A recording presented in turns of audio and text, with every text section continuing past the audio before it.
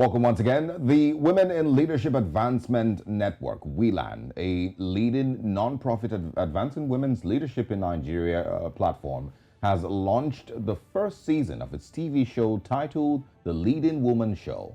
The Leading Woman Show is coming to New Central, and it premieres this Sunday, the 18th of December, focusing on topical issues including women's inclusivity and much more.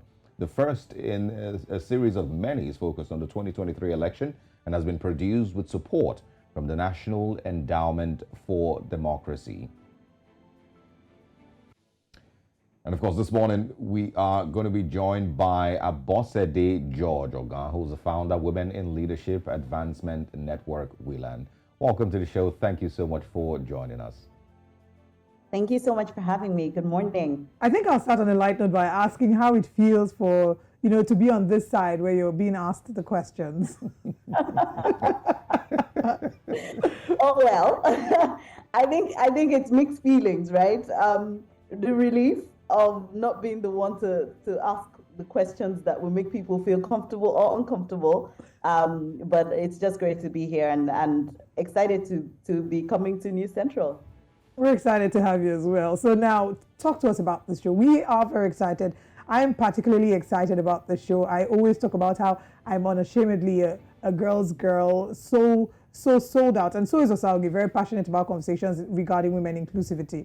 Now, I've seen the excerpts of the show. It's colorful, it's vibrant, and it looks packed. So give us an idea of what the show will be focusing on. I mean, I know, but for the benefit of the audience. Fantastic. So the Leading Woman Show, obviously, it's going to be a series, but starting with, it's going to be the election series for this first edition. And I think really what we're trying to do is interrogate the perception that we as Nigerians have of women as leaders. And there are multiple things, right, that has informed that.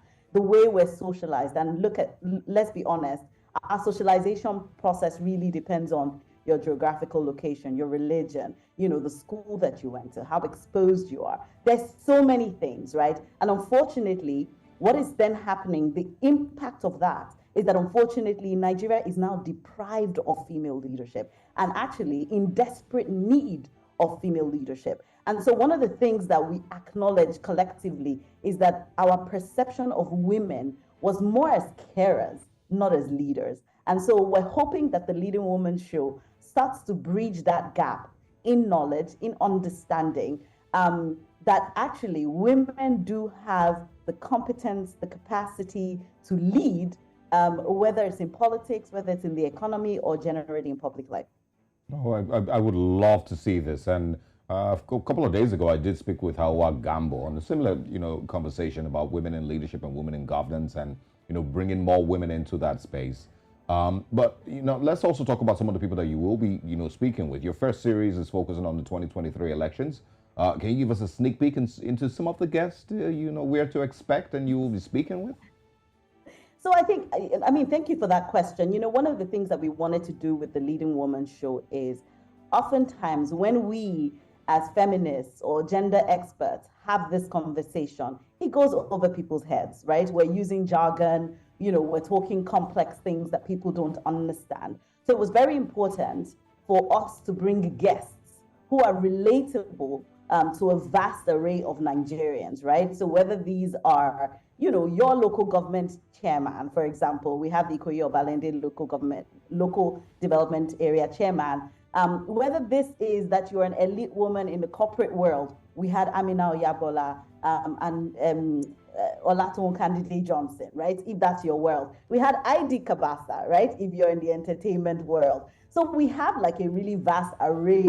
We have activists like Dele Farotimi and Indikato who will not give anybody the light of day, right? So it's a real rich and varied array of guests who we're hoping that, when Nigerians see them talking about these issues and hear it through, their voice and their lenses, they would understand that this is not an issue that is only for women, but an issue that we should all collectively be championing because it does have ripple effects on our collective lives. It's very important what you have stated. I was reading a report that talked about how many years it would take to bridge the gender gap, and it was talking about 132 years. Unfortunately, the impact of COVID-19 pushed us years behind. And we're also talking about it being, gender equality rather. There are so many challenges. So you've talked about us being a part of it and how the world needs to realize it's a global conversation.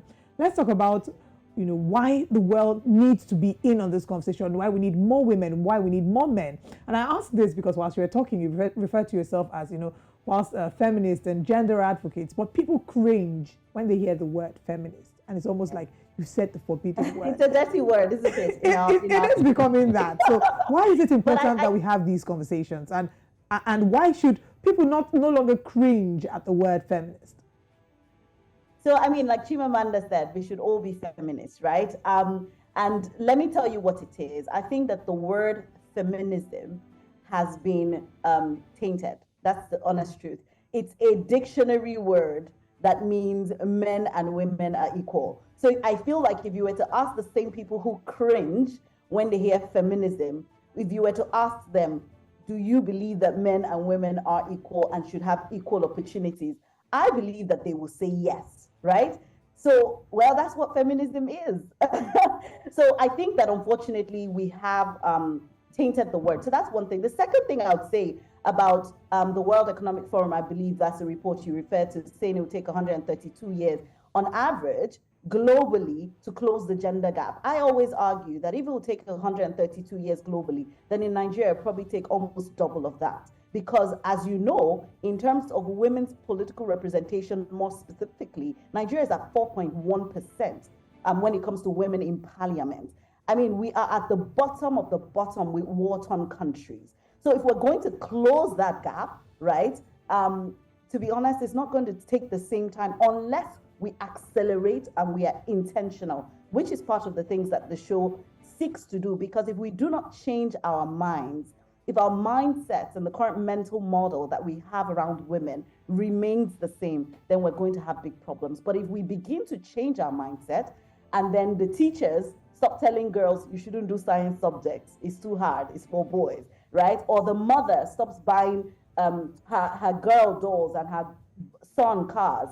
So there is a huge societal construct that needs to be deconstructed, and we're all part of that. So as far as I'm concerned, I agree with Chimamanda that we should all be feminists. So much work that needs to be done, but of course it's one step after the other. Let's quickly share with our viewers, what the Leading Woman show will look like. Never had a female president elected. We've never had a female governor elected. Politics in Nigeria, religiously, there are people who make women feel like they are not supposed to be leaders. Everyone should be given the opportunity to run. But having said that, I think that you have to also be ready to run. Women are a very strong force. Yes. Feminism helped us to be more aware of who we are, how we should see ourselves.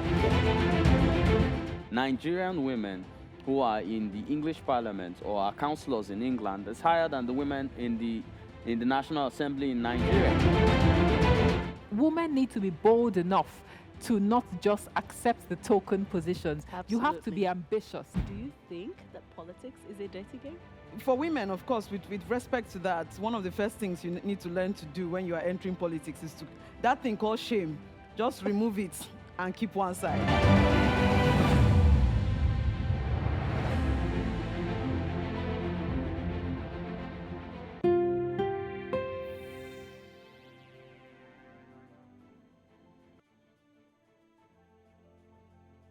Right, we of course have just seen the promo for the show, and it is by Abosade George Organ, who is the founder, Women in Leadership Advanced Network. Thank you very much for joining us. I loved watching that. So many, I was saying to Osalgi that I cannot wait to see the premiere of the show and the subsequent episodes. What is your hope? What are the changes you would like to see as, very in like 5 seconds, one change that you'd like to see as we watch this show? Working in corporate Nigeria. That leads to a change in behavior eventually. All right. Thank you very much for joining us, and we look forward to seeing the show. All the best. To enjoy the rest of your day. Thank you so much for having me. Absolutely.